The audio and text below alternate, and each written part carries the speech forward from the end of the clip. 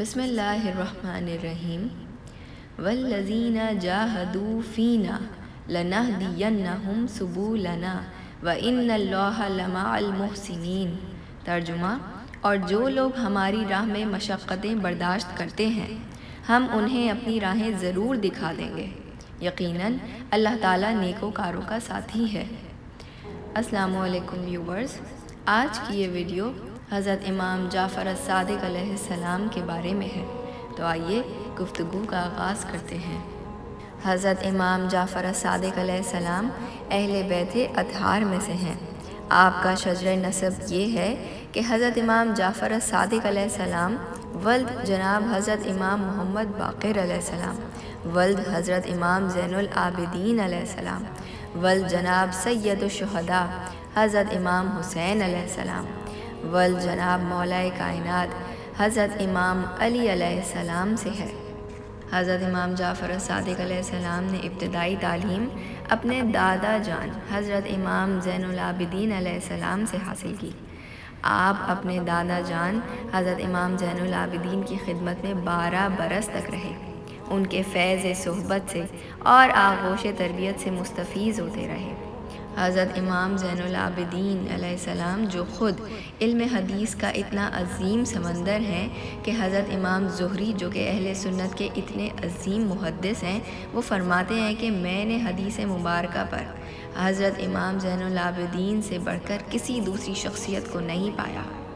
حضرت امام زین العابدین علیہ السلام کے بعد اپنے والد گرامی کی صحبت میں جو وقت گزارا، اور چونکہ آپ کا حلقہ درس ہزاروں کی تعداد میں تھا اور پوری دنیا میں اس وقت جو علوم نہیں پڑھائے جاتے تھے وہ خود حضرت امام محمد باقر علیہ السلام مدینہ المنورہ میں مسجد نبوی میں پڑھاتے تھے۔ اپنے خدا داد علم کی وجہ سے اسی حلقہ درس سے حضرت امام جعفر الصادق علیہ السلام کی تعلیم و تربیت کا آغاز بھی ہوا، اور پھر اسی حلقہ درس کو آپ علیہ السلام نے حضرت امام محمد باقر علیہ السلام کی شہادت کے بعد نہ صرف سنبھالا بلکہ اسے بہت زیادہ ترقی عطا کی۔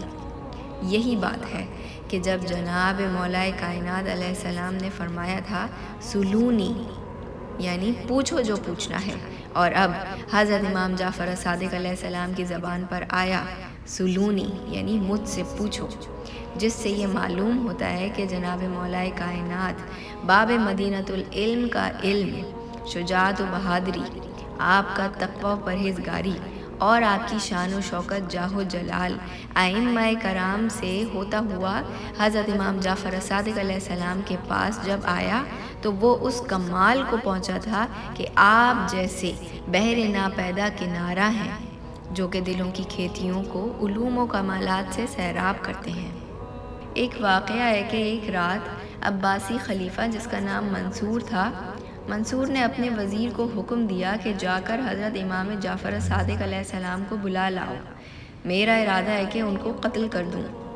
وزیر نے کہا کہ جس نے یاد الہی کے سبب سے ترک دنیا اور گوشہ نشینی اختیار کی ہو اس کو قتل کرنا مصلحت کے خلاف ہے۔ خلیفہ کو غصہ آیا اور جھنجھلا کر اس نے وزیر سے کہا کہ میں حکم دیتا ہوں اس کو بجا لا۔ وزیر مجبوراً حضرت امام جعفر الصادق علیہ السلام کو بلانے گیا۔ ادھر بادشاہ نے غلاموں کو یہ سمجھا دیا کہ جس وقت حضرت امام جعفر الصادق علیہ السلام آئیں اور میں اپنے سر سے تاج اتاروں تم لوگ فوراً ان کو قتل کر دینا۔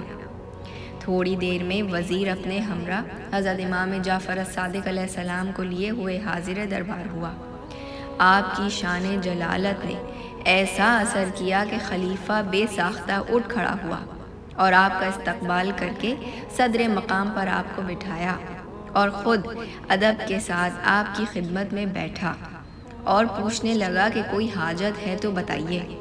آپ نے ارشاد فرمایا کہ میری یہ حاجت ہے کہ تو دوبارہ مجھے اپنے دربار میں طلب نہ کرنا، کیونکہ یہاں آنے سے عبادت الہی میں حرج ہوتا ہے۔ منصور نے اس بات کا اقرار کر کے بہت اعزاز سے آپ کو رخصت کیا۔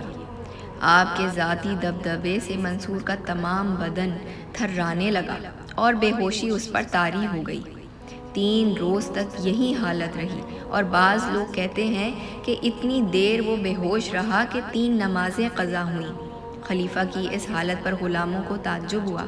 جب خلیفہ کو ہوش آیا تو وزیر نے پوچھا کہ آپ نے کوئی اشارہ نہیں کیا؟ اس نے کہا کہ جس وقت حضرت امام جعفر الصادق علیہ السلام میرے سامنے آئے، ایک بڑا اژدہا آپ کے ہمراہ تھا، جس نے اپنے دونوں لبوں کے درمیان میں تخت کو لے لیا تھا اور مجھ سے کہتا تھا کہ اگر تو نے حضرت امام علیہ السلام کے ساتھ کچھ بھی گستاخی کی تو میں تجھے اس تخت سمیت نگل جاؤں گا۔ اس بات کا اثر تھا جو میں نے معذرت کی۔ وما علینا الا البلاغ۔ مزید ویڈیوز اور اپڈیٹس کے لیے چینل کو سبسکرائب کرنا نہ بھولیں۔